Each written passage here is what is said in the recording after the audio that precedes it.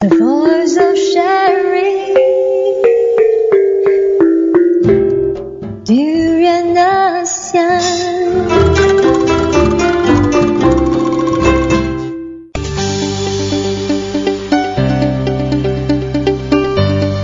ASEAN Dailies. First and foremost news from Southeast Asia. Hey, this is Arlene. Hi, this is Gowri. And you're back with us after a long weekend. Well, it's just 2 days actually. That's right. And it's a Monday and we're back to work and we have a long, exciting week to go. Yes, unfortunately, we also have reports about wars around the world. We have to start with Kim Jong-un. So apparently, he is preparing for war, Gowri. And he is warning people around him to be prepared. He's actually nice enough to give a heads up to everybody.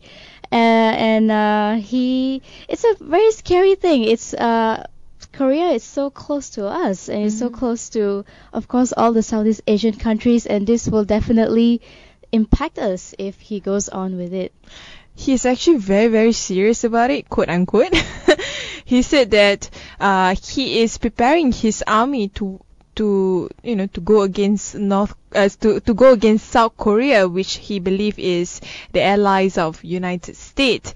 And of course, as you all know, for North Korea, the US is considered as a huge Satan. And because of that, all the US and South Korea joint military exercises have actually sort of encouraged him or provoked him to go ahead with what they are doing, because like you just mentioned, the US and North Korea are enemies, and he doesn't like that South Korea has this relationship with the US, and he is now trying to intimidate them back. Listen this, he actually literally said that he's going to tear to pieces the stars and the stripes.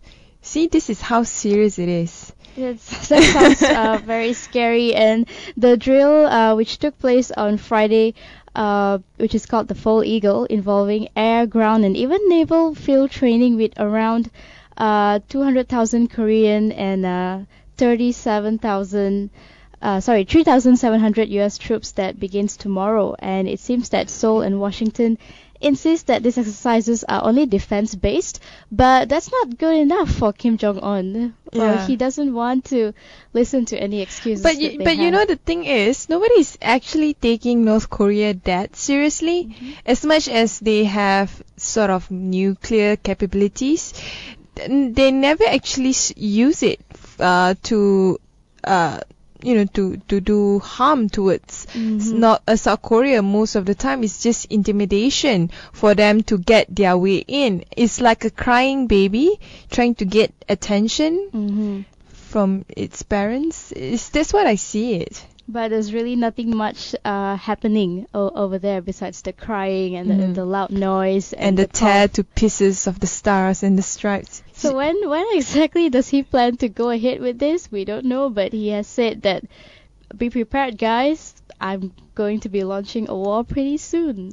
I think personally, North Korea is sitting on a very fine thread. The moment it actually strikes North Korea would definitely invade. The moment it strikes South Korea would definitely invade North Korea, and that's the end of communist rule by the dynastic family of the Kim.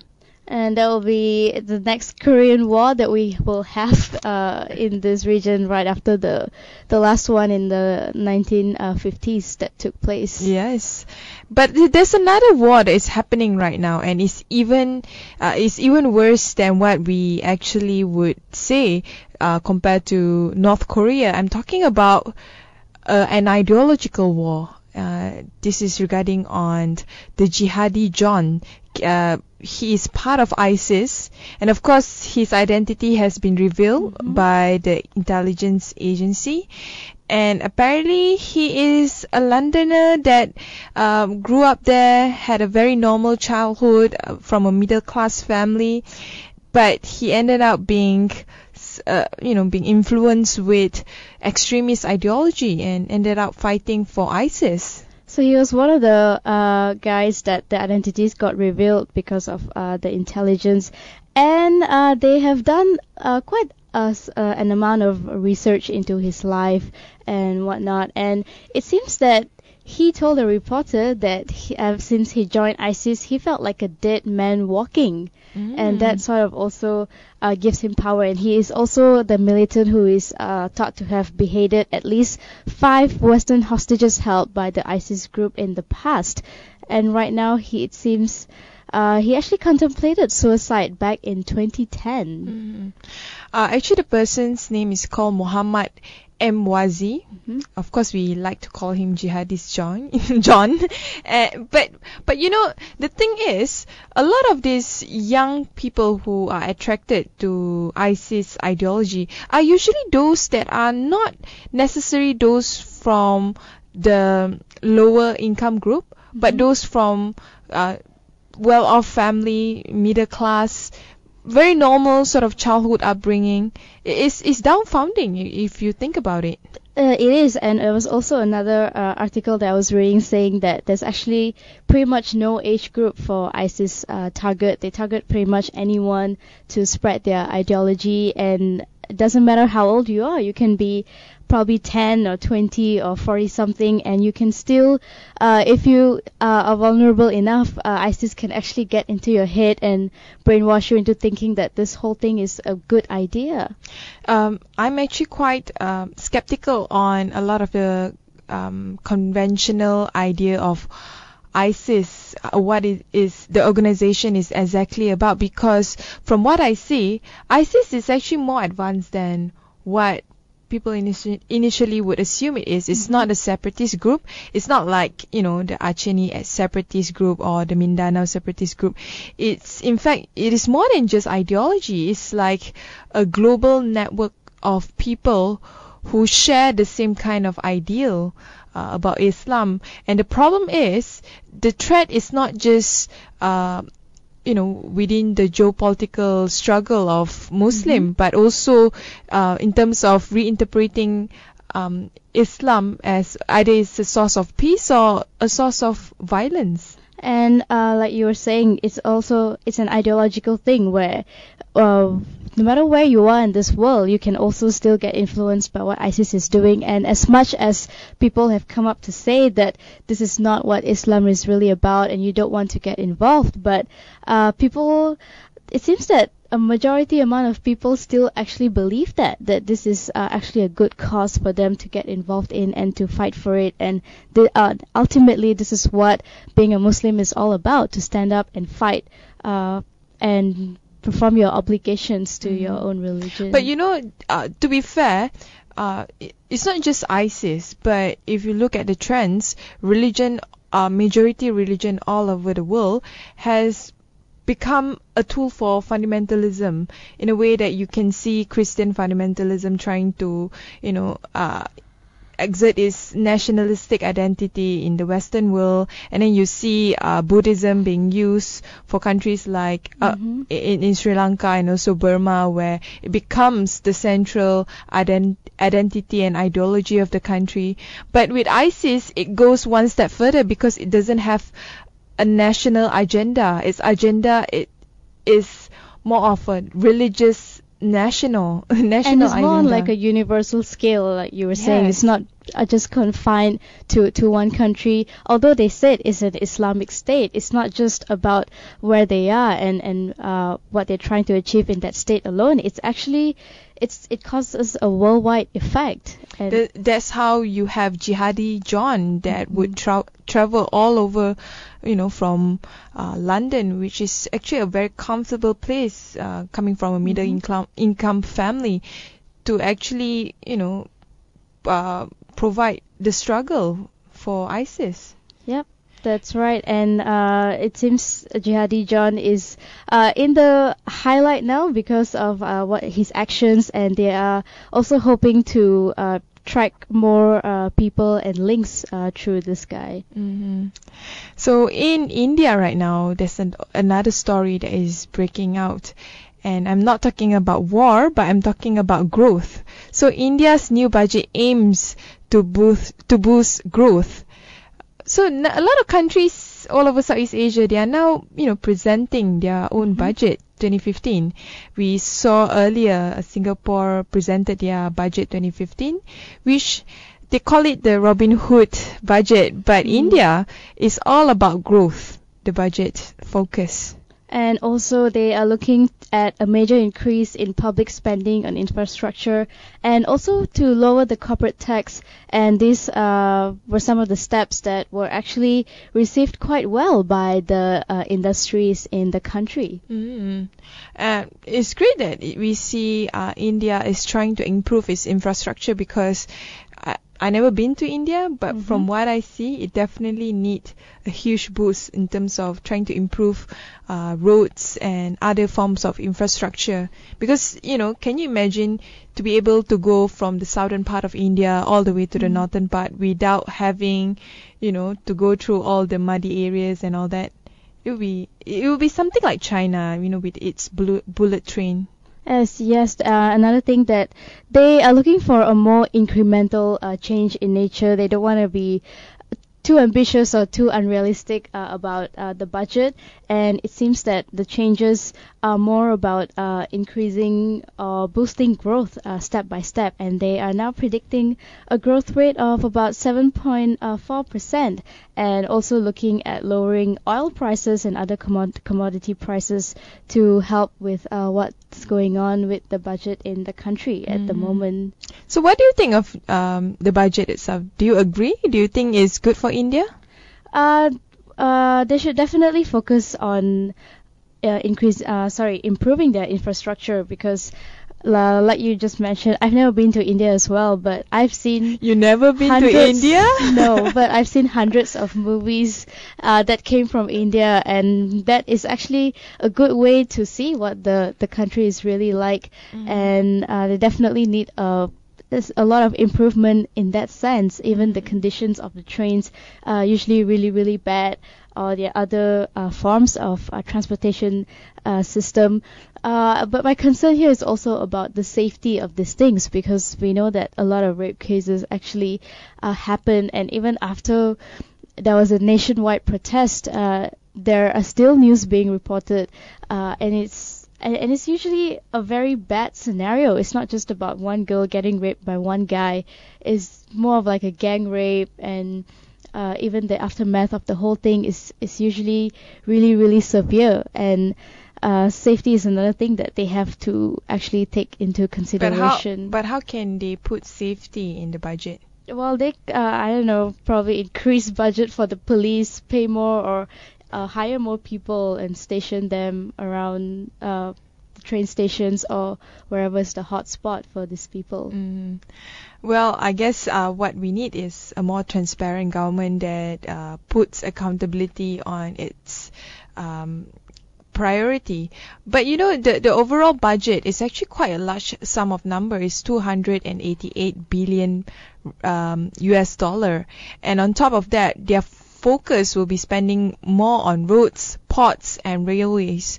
Actually, having good ports is very important as well, especially when you want to be the hub for Asia to transport important goods from the east to the west and vice versa.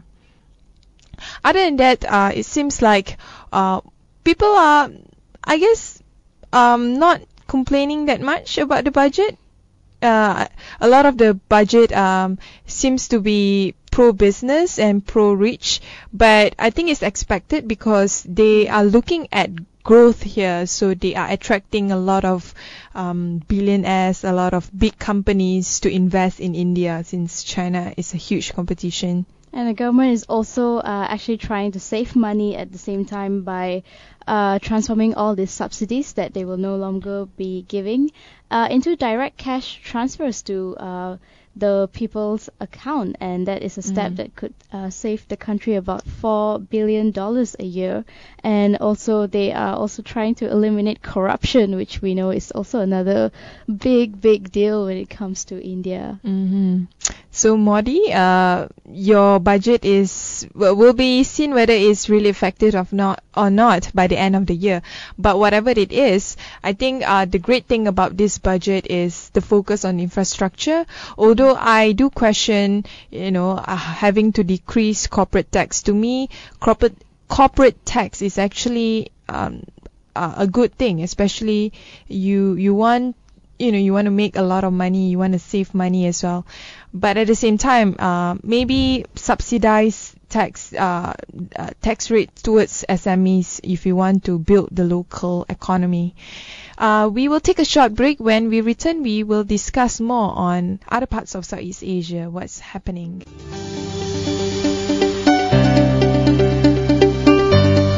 ASEAN Dailies. First and foremost news from Southeast Asia. Hey, this is Arlene. Hi, this is Gowri. Continuing again with our ASEAN Daily. So the next news is about Singapore. PAP Women's Wing urges CPF top-ups, more support for stay-home mothers.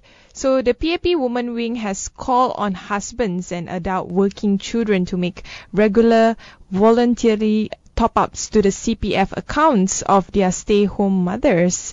They are giving the responsibility to the family to actually contribute towards the CPF of housewife.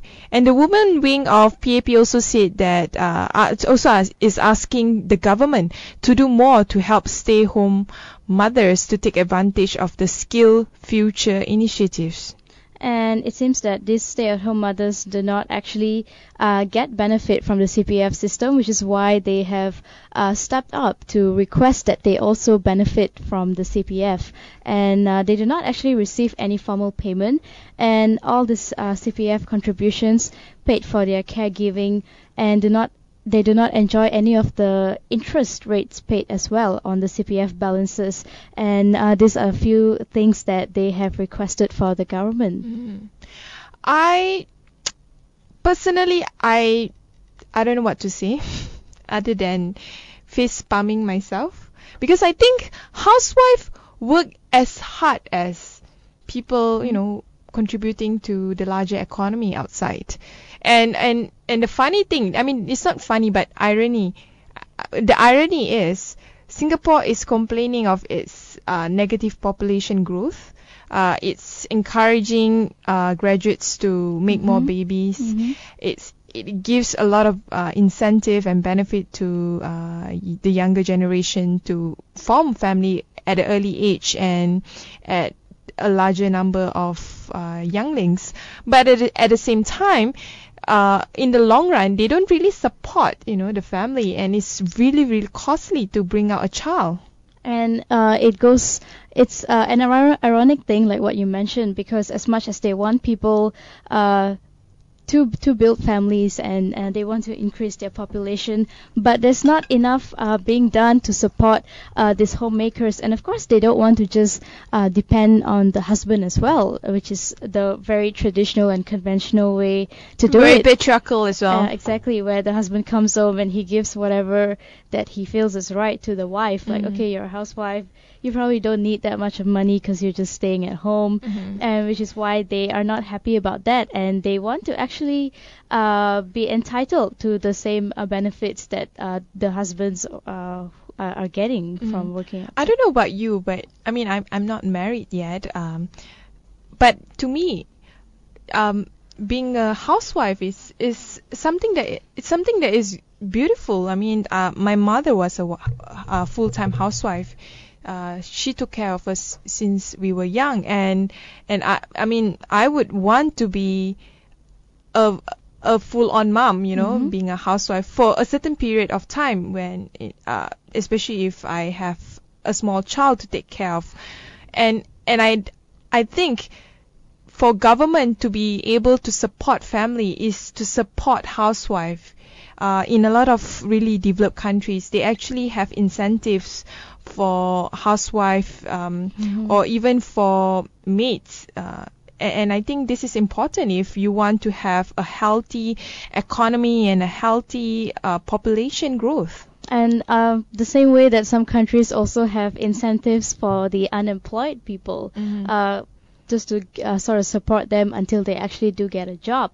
And of course, it's not easy for a woman to work probably during the confinement period. You cannot still be working and taking care of your baby, which is like two or 3 months old, unless you want to hire a nanny or actually send your baby to the confinement centers. But of course, the best way is for the mother to actually stay at home and nurse the baby, at least for the first few months, which is very crucial. But in order to do that, of course, they would the need... first few years, Yeah, that too. And of course, in order to do that, they would actually need some sort of support from the government itself, and not just depend on the people around them. And I think the biggest problem here is a lot of, as much as we see women's right, especially this week is the International Women's Day week, we see a lot of countries, a lot of individuals are supporting women's rights, are creating a lot of advance for women economically as well as socially, but the underlying system of a lot of countries are still very much patriarchal. For women to hope that the husband would contribute to CPF, and to have a PAP woman to say that, I think is still, they're still caught up in a very patriarchal mindset. But even for now, I was reading another article, and it seems that the wages in Singapore right now has become quite stagnant, even for the men, and it's not exactly increasing. And because of that, even if you were to depend on your husband, if he has to top up for the wife, top up for the kid, and then that leaves everyone with lesser money to spend as well, and nobody's happy here. Gowri, I want to ask you one question. Yes, go ahead. Answer honestly. Do you prefer to be stay-at-home mom, or do you prefer to be a working mother? I think it's important for, like I mentioned, the first few months at least to stay at home and to give your full And you want to get attention. paid to stay at home to be a mother? I should get some incentives because we are all working, and to get a few months off for a baby, that's something that is very necessary, I think. And another question, do you think it's fair for you to ask for your husband's money or to rely on your husband's money? I think it's his job to give me money if I'm going to be staying at home taking care of the kid. It's kind of a mandatory thing. It's not about whether it's fair or not. Maybe I'm a bit too egalitarian. I always feel that, I don't feel comfortable getting my husband's money. Really? Really, I feel that it's just too patriarchal for me to do that. But if then he should stay at home and take care of the baby. Oh, that would be heaven. That would be you great. Can go out, and that won't be so patriarchal anymore. No, if he give it as a gift, that's fine, but not as an obligation. I think the obligation should be for the child. But for me, I would prefer to see this as a form of job that the government is paying me to do it, because creating a healthy family and a balanced and happy family is not easy. So we need to get paid to do it. Maybe I'm seeing this in a very Marxist sort of view. Yeah, and you can move to Singapore as well since they are making the demands for it. Anyway, to continue, we move to the Philippines. So right now, regarding on President Aquino, he has lost most of the Filipinos' trust. Unfortunately, it's not just Najib that has lost their citizens' trust, even Aquino itself. As you all know, Aquino has a very similar background as our Prime Minister Najib Razak, because he is the son of a very famous president in the past. So, for him to not be as popular as his father is, kind of sad. Yes, and also this came after the incident that claimed the lives of 44 police commandos, which they called the Mama Sapano incident. That's a very nice name. Interesting name, yeah. And unless he apologized, the distrust could be permanent. So he is not actually apologizing. He even we reported a few things last week about him. He was pretty adamant about his decision, saying that he knows what he's doing and he doesn't need to be all apologetic about the killing of 44 police commandos. But that's definitely a huge toll to be taken by him, because, I mean, the job of a president or even prime minister is to ensure the safety of its citizens. And for 44 elite commando, they have been trained specially to, address this kind of terrorist issue. For them to be killed shows the weakness in terms of how they handle terrorist activities or even separatist activities in the country. I think they need to reevaluate on how they should address the problems in Mindanao, and not just simply, bluntly just go inside without understanding the complexity of the situation. And it's very interesting when you look at it, because it seems in this case Aquino is I would say a little arrogant as well. And yes, of course you are the premier of the country and everything, but it goes back to why the government is there in the first place. It's there for the people, and ultimately when you've lost the trust of your people and when people don't believe you anymore, there's really no reason for you to keep staying in that position, and especially saying that I don't have to apologize for anything. It's just kind of like digging your own grave. Yes, definitely. And he's doing that. And for what the Filipinos are already calling for his resignation. And even when the previous president, it seems President Gloria Arroyo, because of some scandals that she had back then, even after she apologized, her ratings still dropped. So imagine with Aquino, who is actually refusing to apologize at all. And of course, the killing of the 44 people caused a huge stir in the whole country, and this is a very sensitive issue for them. So it's best that he finds a way to actually talk to his people and make a deal with them. But if you look at the bigger picture, the presidency of Aquino has been seen as a very weak leadership by him. So in that sense, I think the incident of the death of 44 commandos is definitely the tipping point where the Filipinos cannot accept how he handled the situation, and how the separatist group or terrorist group, depending on how you look at it, is getting the momentum of their power and influence is getting larger. Anyway, we will take another short break. When we return, we will talk about Vietnam and also on ASEAN. Hey, this is Arlene. Hi, this is Gowri. So we are back again at ASEAN Daily. So talking about inequality. So apparently Vietnam's economic advance comes with the baggage of inequality.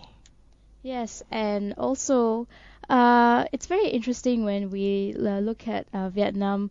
They have a 90 million population, which is currently striving towards middle class success, but many are barely just scraping by, and Vietnam's wealthiest citizens as well are increasingly flaunting their success, driving their BMWs and Mercedes. According to their Secretary General Nguyen Phu Trong, so many party members have gotten rich so quickly, no doubt about it, even in countries like Malaysia, leading a lavish life that is miles away from that of the workers. Sounds familiar back at home as well. Yes, but I think Arlene, you're a bit of an expert on the inequality issue, but yeah, you said it's familiar back home, but it's also the same in Indonesia. It's also the same in Philippines. Almost the whole of Southeast Asia. When it comes to inequality, we are definitely one of the worst in the world. And it's interesting when you go to a particular country and you go to one side of the city and you see all these people in big houses and the expensive clothes and bags, and then you just keep driving, and then you see the slums, you see kids on the street, nothing to eat, beggars asking for money. Next to a 5-star hotel and a nice resort.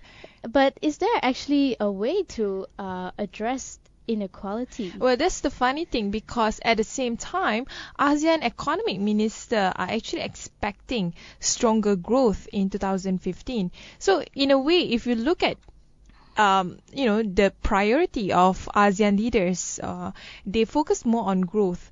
Growth is not a bad thing, but doesn't mean it is an inclusive growth, meaning that not everyone will get advantage out of it. And in this case, we can see how Vietnam's thirst for growth with its open door policy since a decade ago has created a lot of wealthy middle class people, but at the same time a lot of people are not benefiting from it as well. That's why you see a stark income inequality or even wealth inequality.